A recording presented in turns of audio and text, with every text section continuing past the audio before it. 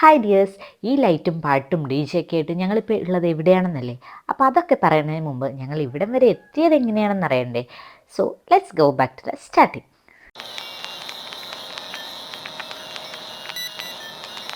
Hey, now you are watching. Hey, it's Abitha Sangeeth. So welcome to our channel. അപ്പോൾ ഇത് കാണുമ്പോൾ നിങ്ങൾ വിചാരിക്കും ഞങ്ങൾ ജനറൽ കമ്പാർട്ട്മെൻറ്റിലാണ് പോയതെന്ന്. അല്ല ഗൈസ്, 2 ആഴ്ച മുന്നേ ബുക്ക് ചെയ്ത് വെയിറ്റിംഗ് ലിസ്റ്റ് 1, 2, 3 കാണിച്ച് അവസാനം ഒരാൾക്ക് മാത്രം കൺഫർമേഷൻ കൊടുത്ത നമ്മുടെ ഇന്ത്യൻ റെയിൽവേയിലെ അതേ സെയിം എ സി കമ്പാർട്ട്മെൻറ്റിലാണ്. നല്ല മനുഷ്യനായ ആ ടി ടി ആറെ ഞങ്ങൾ എന്നും സ്മരിക്കും. 3 പേര് അഡ്ജസ്റ്റ് ചെയ്തിരുന്ന് പോവുകയാണെങ്കിൽ കയറിക്കുക എന്ന് പറഞ്ഞ ആ ടി ടി മാമനും. എന്നെ കണ്ടില്ലായിരുന്നു തോന്നുന്നു. ഈ 2 കുരുട്ടടക്കളെ മാത്രമേ കണ്ടുള്ളൂ തോന്നുന്നു. അല്ലാതെ എങ്ങനെ പറയാൻ തോന്നി? എന്നാലും എ സിയിലിരുന്ന് പോകാമല്ലോ എന്നുള്ള സംതൃപ്തിയിൽ ഞങ്ങൾ കയറി. ഇത് ചില്ലറ പണിയല്ല കേട്ടോ, വലിയ പണി തന്നെയാണ്. 3നെയും കൊള്ളിക്കണ്ടേ? ബഡ്ജറ്റ് ഫ്രണ്ട്ലി യാത്ര എന്ന് പറഞ്ഞ് ബ്രെഡും ജാമും കഴിക്കണം ഞങ്ങൾ. സഹതാപം തോന്നണ്ട. ചായ ചായ എന്ന് പറഞ്ഞു പോയ ബായിയുടെ കയ്യിൽ നിന്ന് ചിക്കൻ എന്ന് പറഞ്ഞപ്പോഴേക്ക് ഞങ്ങളുടെ ബഡ്ജറ്റ് ഫ്രണ്ട്ലി ഞങ്ങളങ്ങ് മറന്നു. ദേ ഇരിക്കുന്നു നല്ല പൊരിച്ച കോഴിയുടെ മണം മടിയിലും. എവിടെയെങ്കിലും എന്തോന്ന് വെക്കാൻ സീറ്റ് കൊടുത്താൽ അവിടെ കയറി കിടക്കുന്ന ആ ഫ്രണ്ടില്ലേ, ദേ ലെവളാണ് അവൾ. കിടക്കണ കിടപ്പ് കണ്ടില്ലേ? അപ്പം നമുക്ക് കാര്യത്തിലേക്ക് വരാം. വൈകുന്നേരം 6:30ക്കുള്ള നേത്രാവതി ട്രെയിനിലാണ് ഞങ്ങൾ പോകുന്നത്. എ സി കമ്പാർട്ട്മെൻറ്റാണെങ്കിൽ ഏകദേശം ഒരു 900 രൂപയും ജനറൽ ആണെങ്കിൽ 220 രൂപയാണുള്ളത്. ജനറൽ കമ്പാർട്ട്മെൻറ്റ് എടുത്ത് പോകാൻ ആഗ്രഹിക്കുന്നവരാണെങ്കിൽ ദയവ് ചെയ്ത് നേത്രാവതി ഓപ്റ്റ് ചെയ്യാതിരിക്കുക. അത്രയ്ക്ക് മുടിഞ്ഞ തിരക്കാണ് അതിൽ compare to other trains. Early morning ഒരു 5:30 ഒക്കെ ആയപ്പോഴത്തേക്ക് ഞങ്ങൾ തിവിം സ്റ്റേഷനിലെത്തി. നോർത്ത് ഗോവ ആണ് സ്റ്റേ എങ്കിൽ മഡഗോൺ സ്റ്റേഷനേക്കാൾ ബെറ്റർ തിവിമാണ്. കാരണം തിവിമാണ് നമുക്ക് നോർത്ത് ഗോവയിൽ കുറച്ചുകൂടി അടുത്തുള്ള സ്റ്റേഷൻ. അവിടുന്ന് ഒരുപാട് ടാക്സീസ് അവൈലബിൾ ആണ് കേട്ടോ. ഓർക്കുക, ഒരുപാട് പൈസയും വാങ്ങും. സോ 6 മണി മുതൽ തിവിം ബസ് സ്റ്റോപ്പിൽ നിന്ന് 20 രൂപ കൊടുത്താൽ മെയിൻ ബസ് സ്റ്റാൻഡിലെത്താം. റെയിൽവേ സ്റ്റേഷനിൽ ഒരു 5 മിനിറ്റേ ബസ് സ്റ്റോപ്പിലേക്ക് പോക്കുള്ളൂ. അങ്ങനെ അവിടുന്ന് ഞങ്ങൾ ബസ് കയറി ഞങ്ങൾ മാസയിലാണ് എത്തിയത്. അതെന്ന് പറയുമ്പോൾ വലിയൊരു ബസ് സ്റ്റാൻഡാണ്, ലൈക്ക് അവർ പുതിയ സ്റ്റാൻഡ്. എവിടേക്കുള്ള ബസ് അവിടുന്ന് കിട്ടും. ഇവിടുത്തെ ബസ് കണ്ട ദൈവമേ, ഇത്രയ്ക്ക് ടൂറിസ്റ്റ് ഉള്ള സ്ഥലത്തെ ബസ്സാണോ എന്ന് തോന്നി. നമ്മുടെ ട്രാവലറുണ്ട് ഇതിലും വലിപ്പവും, വർക്ക്ഷോപ്പിൽ പാട്ടപ്പുറത്ത് കിടക്കുന്ന ബസ്സിനുണ്ട് ഇതിലും ചന്തവും. അവിടെ നമ്മൾ ബസ് കയറി സ്റ്റേ ചെയ്യുന്ന സ്ഥലത്തെത്തി. കലാങ്കുനേറ്റ് ബീച്ച്, അല്ലെങ്കിൽ കാൽഗുനേറ്റ് ബീച്ച്, അതുമല്ലെങ്കിൽ കല്ലങ്കോട് തുടങ്ങി പല രീതിയിൽ അതിനെ വിളിക്കാം. ഇവിടെയാണ് ഞങ്ങളുടെ സ്റ്റേ. മോർണിംഗ് തന്നെ ഞങ്ങൾ ഒരു മാഗിയിൽ നിന്ന് തുടങ്ങി. ബഡ്ജറ്റ് ഫ്രണ്ട്ലി ആണല്ലോ അല്ലേ? ഈ കുഞ്ഞു പ്ലേറ്റ് മാഗി 70 രൂപ. വേണ്ടിയില്ലായിരുന്നു, എരിഞ്ഞ് ചത്തു. അത് കഴിഞ്ഞ് ബീച്ച് വരെ ഒന്ന് പോയി. ഞങ്ങളുടെ മനസ്സ് ആകെ തകർന്നു. അയ്യോ, ഇതല്ല ഞങ്ങൾ കണ്ട ഗോവ. ഞങ്ങളുടെ റീലിൽ ഇങ്ങനെയല്ല ഗോവ എന്നും പറഞ്ഞ് ഞങ്ങൾ വിഷമിച്ചിരിക്കുമ്പോൾ ഒരാൾക്ക് ഇംഗ്ലീഷ് ബ്രേക്ക്ഫാസ്റ്റ് കഴിക്കാൻ മുട്ടി. പിന്നെ ഒന്നും നോക്കിയില്ല, വിട്ടു. 3 bull's eye sorry Sunny side up, 2 bread toast, കുറച്ച് തക്കാളി, ഉരുളക്കിഴങ്ങ്, ബീൻസ്. വൗ, വിലയോ 810 രൂപ. മനസ്സ് നിറഞ്ഞ് വയറ് നിറഞ്ഞ് സമാധാനമായി. ഇന്നൊരു ദിവസത്തേക്കുള്ളതായി. തുടക്കം തന്നെ പാളിയല്ല ദൈവമേ എന്നും പറഞ്ഞ് ഞങ്ങൾ അവിടെ നിന്ന് ഇറങ്ങി. റൂമിലേക്ക് പോകണ വഴിയിലുള്ളതാട്ടോ ഈ ആൻറ്റീക്കിൻ്റെ സാധനങ്ങൾ വെക്കുന്ന നല്ല ഷൈനിങ് സ്റ്റോൺസും നല്ല എല്ലാം അടിപൊളിയാണ്. പക്ഷേ നമുക്ക് വില ചോദിക്കുകയേ വേണ്ട. 4 ഡിജിറ്റിൽ കുറഞ്ഞ ഒന്നുമില്ല. നമുക്കൊന്ന് ഫോട്ടോ എടുക്കുക, സ്റ്റോറി ഇടുക, അത് മതിയല്ലോ അല്ലേ നമുക്ക്. പിന്നെ റൂമിലേക്ക് പോകുന്നതിനിടെ അടുത്ത് വെച്ച് ഒരു വേണ്ട, ഒരു ആക്ടിവിറ്റി കിട്ടി. Adventurous ride. അവിടെ ബീച്ചിൽ എല്ലാ ആക്ടിവിറ്റീസിക്ക് ഏകദേശം ഒരു 5500 രൂപയാണ് പറഞ്ഞത്. അപ്പോൾ ഇത് 4 activity, cruise ship, unlimited buffet, 2 drinks, pickup drop, ഇതൊക്കെ ഒരുമിച്ച് പറഞ്ഞ് അതും 1600 രൂപയ്ക്ക് പറഞ്ഞപ്പം സംശയിക്കേണ്ടതായിരുന്നു. പക്ഷെ ഞങ്ങൾ വീണു ഗൈസ്. അതിൽ 1 മണിയാകുമ്പോഴേക്ക് ഞങ്ങൾ റെഡിയായി. വണ്ടി വന്നു. അഡ്വഞ്ചറസ് ആക്ടിവിറ്റി ചെയ്യാനുള്ള എക്സൈറ്റ്മെൻറ്റിലാണ് എല്ലാവരും. ഹോ, ചിരിപ്പിക്കല്ലേ.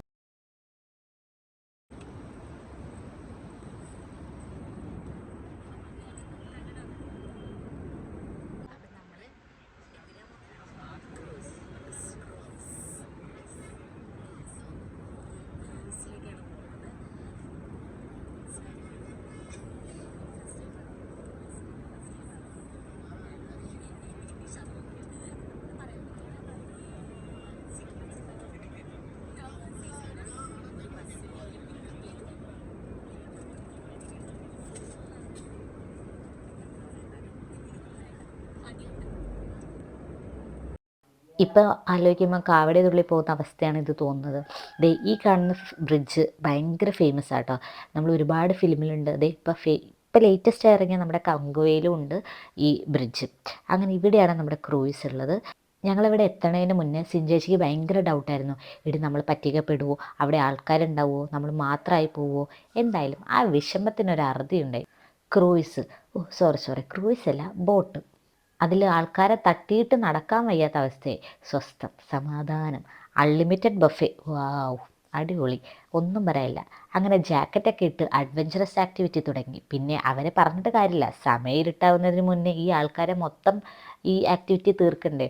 സാധനത്തിൽ കയറുന്നതും ഇറങ്ങുന്നതും മാത്രമേ ഓർമ്മയുള്ളൂ. ഒരു പേരിന് കയറിയോ? ആ കയറി. ഇല്ലേ? ഇല്ല. നമുക്ക് അവിടുന്ന് ഒരാൾക്ക് 2 ടോക്കൺ തരും. അതിൽ ഫ്രീ ഡ്രിങ്ക്സ് അല്ലെങ്കിൽ കോക്സ് അവൈലബിൾ ആണ്. സത്യം പറഞ്ഞാൽ നല്ല തിരക്കായിരുന്നു കേട്ടോ. സാധാരണ പറയാറ് എവിടെ പോയാലും മലയാളികൾ ഉണ്ടാകുന്നതാണ്. പക്ഷേ ഇവിടെ ഫുൾ തമിഴന്മാരായിരുന്നു. ഒരു നിമിഷം ഞങ്ങൾ സംശയിച്ചു ഗോവ തമിഴ്നാട്ടിലാണോന്ന്. പിന്നെ എന്തൊക്കെ പറഞ്ഞാലും എവിടെ പോയാലും മലയാളികൾ ഉണ്ടാകുന്നല്ലേ. അങ്ങനെ ഞങ്ങളും കണ്ടുമുട്ടി കുറച്ച് മലയാളി പിള്ളേരെ. അത് നമ്മുടെ കോഴിക്കോട്ടുകാർ തന്നെ.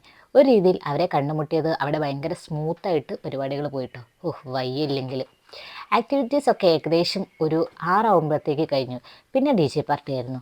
അവിടെ ആകെ വെളുത്തായ പരിപാടി അതായിരുന്നു.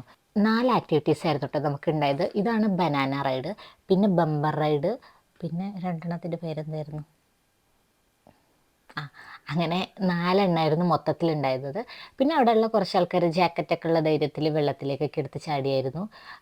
ബോട്ടിൻ്റെ അടുത്ത് തന്നെയായിരുന്നു, കുറച്ച് ദൂരത്തേക്കൊന്നും പോയില്ല. പിന്നെ ഞാൻ നേരത്തെ പറഞ്ഞ പോലെ തന്നെ ഒരുപാട് ദൂരം നമ്മളെ കൊണ്ടുപോകുന്നുണ്ടായില്ല. ജസ്റ്റ് ഒന്ന് കയറി കുറച്ചൊന്ന് റൗണ്ട് അടിച്ചിട്ട് കൊണ്ടുവരുമായിരുന്നു. പക്ഷേ ആ ഒരു കുറച്ച് എനിക്ക് തോന്നുന്നത് കുറച്ചുകൂടെ ദൂരം ഉണ്ടായിരുന്നെങ്കിൽ അടിപൊളിയായിരുന്നേനെ. പക്ഷേ കുറച്ച് ദൂരമുള്ളത് നമുക്കൊരു സംതൃപ്തി വരില്ല. ഇവർ നമുക്ക് നമ്മുടെ കയ്യിൽ നമ്മൾ കയറുമ്പം തന്നെ കയ്യിൽ നമുക്കൊരു റിബൺ പോലെ ഒരു ബാൻഡ് തരും. ആ ബാൻഡ് അഴിച്ചതിന് ശേഷം നമുക്ക് ടോക്കൺ തരും. അങ്ങനെ 4 ടോക്കണാണ്. അപ്പോൾ ഒരു ടോക്കൺ വെച്ചിട്ടാണ് നമ്മൾ ഓരോ ആക്ടിവിറ്റീസിൽ കയറുന്നത്. പിന്നെ ഇങ്ങനെ കുറേ ഐറ്റംസ് ഒക്കെ ഉണ്ടായിരുന്നു. പിന്നെ ഞാൻ പറഞ്ഞില്ല കുറച്ച് പേര് വെള്ളത്തിലേക്ക് എടുത്ത് ചാടുകയായിരുന്നു. അത് ബോട്ടിൻ്റെ അടുത്ത് തന്നെ കേട്ടോ, ദൂരത്തേക്കൊന്നും പോയില്ല. പിന്നെ അങ്ങനെ സൺസെറ്റൊക്കെ കണ്ട് നമ്മൾ ക്രൂസ് ഷിപ്പിൽ നിന്ന് തിരികെ കേട്ടോ. ഇതാണ് ബമ്പർ റൈഡ്. ഇതായിരുന്നു ഏറ്റവും ലാസ്റ്റ് ഉണ്ടായ റൈഡ് കേട്ടോ. അങ്ങനെ ഇതൊക്കെ കഴിഞ്ഞ് ആക്ടിവിറ്റീസൊക്കെ കഴിഞ്ഞ് എല്ലാവരും ഡി ജെക്ക് ഇറങ്ങി. പിന്നെ ഞങ്ങൾ ഡി ജെയും കഴിഞ്ഞ് നേരെ റൂമിലേക്ക് വിട്ടു കേട്ടോ.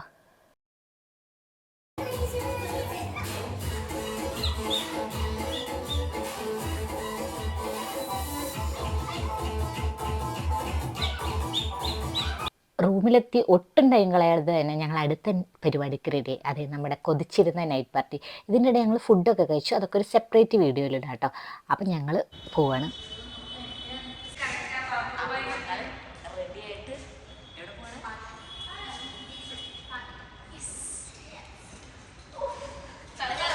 അപ്പോൾ ഇതാണ് ഗൈസ്, ഇതാണ് നമ്മൾ സ്വപ്നം കണ്ട ഗോവ. നമ്മൾ റീൽസിലൊക്കെ കാണുന്ന ഗോവ ഇതാണ്. മോർണിംഗ് ഞങ്ങൾ വന്ന പ്ലേസാണിത്. പക്ഷെ അതാണെന്ന് പറയുകയില്ല, നിങ്ങൾ തന്നെ കണ്ടു നോക്ക്.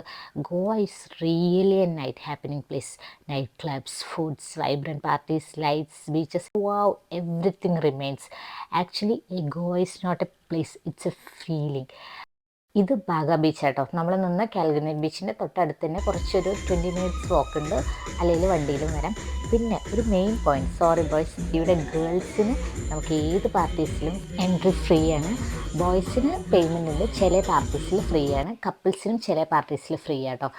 Sorry guys. ശരിക്കും നമുക്ക് പാർട്ടീസ് ഭയങ്കരമായിട്ട് എൻജോയ് ചെയ്യാം. ഒരു നൈറ്റ് ആണെങ്കിലും the night was super. We enjoyed a lot.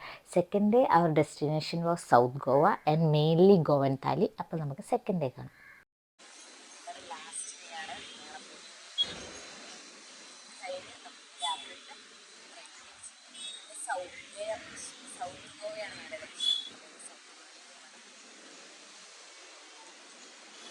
About Goan Thali, guys must try it. When you are in Goa feeling complete ആവണമെങ്കിൽ you must try it. പിന്നെ കുറച്ചുകൂടെ സ്ഥലത്തൊക്കെ പോയിട്ടോ, അത് നെക്സ്റ്റ് വീഡിയോയിലിടാം. ഇത് നോക്കിയേ, ഗോവയിലെ വലിയൊരു ബസ് സ്റ്റാൻഡാണ്. ആക്ച്വലി ഇവിടെ ഷട്ടിൽ സർവീസ് കൗണ്ടറാണ് കേട്ടോ. നമുക്ക് ട്രെയിൻ ടിക്കറ്റ് എടുക്കുന്ന പോലെ ബസ് സ്റ്റാൻഡിൽ നിന്ന് പുറത്തുനിന്ന് തന്നെ ബസ് ടിക്കറ്റ് എടുക്കാം. ഉള്ളിൽ കണ്ടക്ടറൊന്നും ഉണ്ടാവില്ല, ഇടയിൽ സ്റ്റോപ്പും ഇല്ല. ഇവിടുന്ന് സ്റ്റാർട്ട് ചെയ്താൽ ലാസ്റ്റ് നമ്മുടെ മടഗോവൻ സ്റ്റോപ്പിലാണ് ഇത് നിർത്തുന്നത്. ഭയങ്കര സുഖമാണ്. ലഗേജൊക്കെ വെച്ച് പോകുമ്പോൾ നമുക്ക് ഭയങ്കര ടാക്സി ഒന്നും ആവശ്യമില്ല, ഭയങ്കര സുഖമായിട്ട് പോകാം. ഇടയിൽ ലാസ്റ്റ് ഡെസ്റ്റിനേഷനായ കോളം ബീച്ചിൽ പോയി ഞങ്ങളുടെ അവിടെ ഗോവ ട്രിപ്പ് അവസാനിപ്പിച്ച് പിന്നെ ട്രെയിൻ കയറി നാട്ടിലേക്ക് തിരിച്ചു.